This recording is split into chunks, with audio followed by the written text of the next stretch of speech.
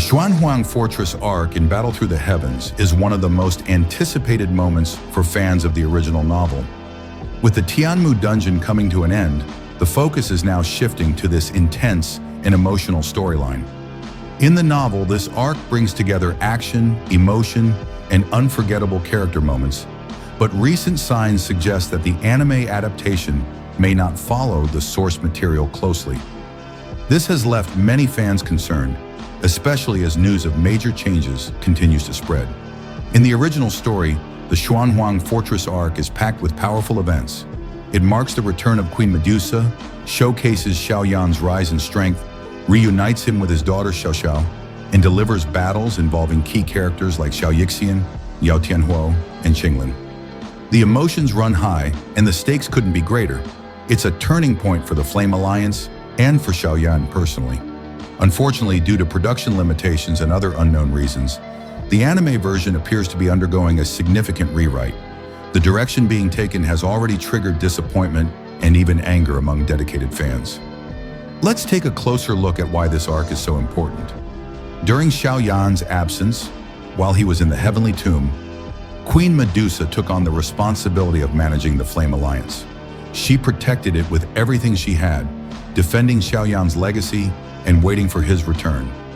However, threats began to rise. The Lion Nether sect, a powerful and aggressive faction, began expanding under the support of the Soul Palace. Their ambition had no limits.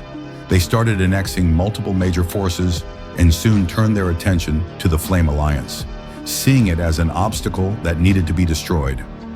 At first, Queen Medusa faced the challenge with courage. She refused to surrender despite the growing pressure. However, the situation quickly escalated. The Lion Nether sect had more than 30 Dou Zun under its command. And on top of that, the Soul Palace sent in reinforcements, including the terrifying 9 Heavenly Lords and the 4 Heavenly Lords.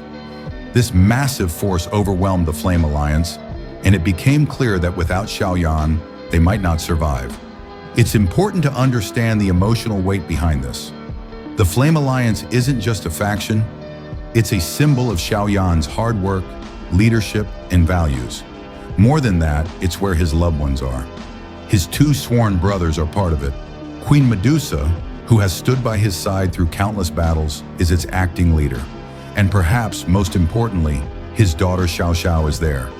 If the Flame Alliance were to fall, it would be a crushing blow, not only politically but emotionally and personally for Xiao Yan.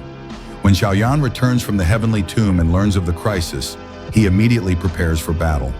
But he knows he can't face the enemy alone. Thankfully, he's not without allies. Yao Chen, his respected master, refines a precious 8th grade medicinal pill.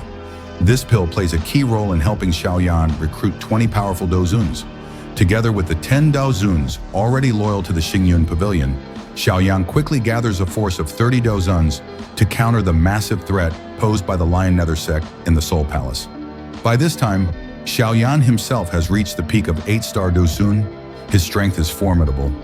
With the Heavenly Demon Puppet and other mechanical puppets at his command, he is more than capable of fighting top-tier enemies, including those from the Soul Palace. Meanwhile, the battle intensifies at Xuanhuang Fortress. The Soul Palace leaders make a bold move. They aim to capture Xiao Xiao and use her as leverage to force Queen Medusa to surrender. Medusa, though now a 5-star Dou Zun, is stretched to her limits.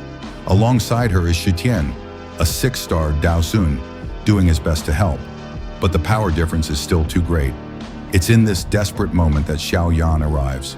In a dramatic entrance, he tears through the void and saves his daughter. This moment is deeply emotional. Those present are overwhelmed with relief and joy. Queen Medusa, who had fought so fiercely to protect the Alliance and their daughter, is visibly moved. After all the hardship, Xiao Yan has returned, not just as a leader, but as a father and protector.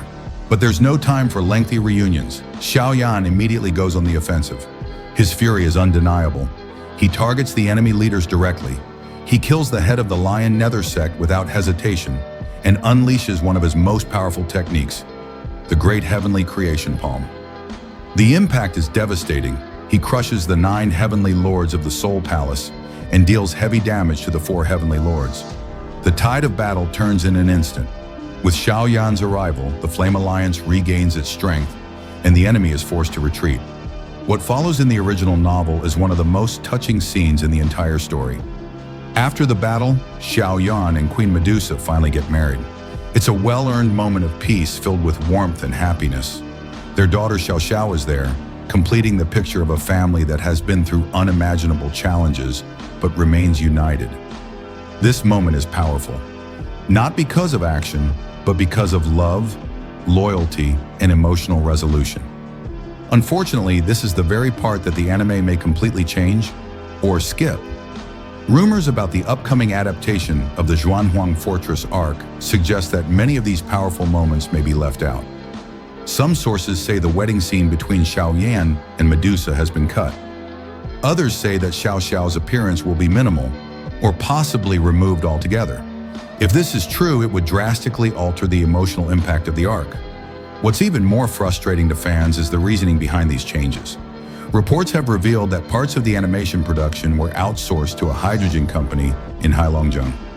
Fans were shocked when they learned this, and it explained a lot. Poor special effects, inconsistent character modeling, and underwhelming fight choreography now make more sense. With such an important arc being treated with so little care, many fans feel betrayed. To add salt to the wound, the anime version of this arc appears to be simplifying the conflict. Instead of following the rich and layered battles of the novel, the current plan seems to involve a quick fight, some dramatic shouting from both sides, and ending the battle with a Fire Lotus explosion. This kind of storytelling completely ignores the emotional depth and character development that made the original Xuanhuang Fortress arc so unforgettable. Fans are now left in a difficult position. On one hand, they are excited to finally see this arc animated. On the other hand, they fear that what they'll get won't live up to the source material and might even erase some of their favorite moments. It's a disappointing situation, especially because this arc had the potential to be one of the greatest in Battle Through the Heavens history.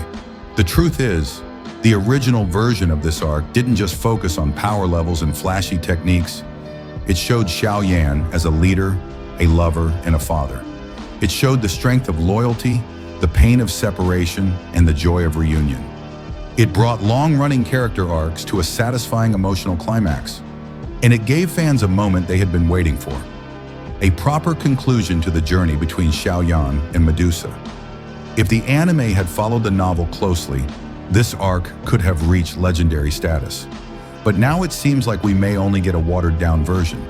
We can only hope that the creators listen to the fans, because if there's one thing this story has shown us, it's that loyalty and heart matter just as much as power. And that's it for today's deep dive into the Xuanhuang Fortress arc of Battle Through the Heavens. Whether you're excited or frustrated by the direction the anime is taking, one thing is clear: the original story gave us something truly unforgettable. Let's hope the adaptation can still do it justice. What do you think? Should the anime stick to the novel's plot, or are some changes acceptable? Let me know your thoughts in the comments below. I'd love to hear from fellow fans. If you enjoyed the video, don't forget to like, subscribe, and turn on the notification bell so you never miss an update on your favorite Donghua series. Thanks for watching, and I'll see you in the next one. Stay passionate, stay loyal, and keep battling through the heavens on fire.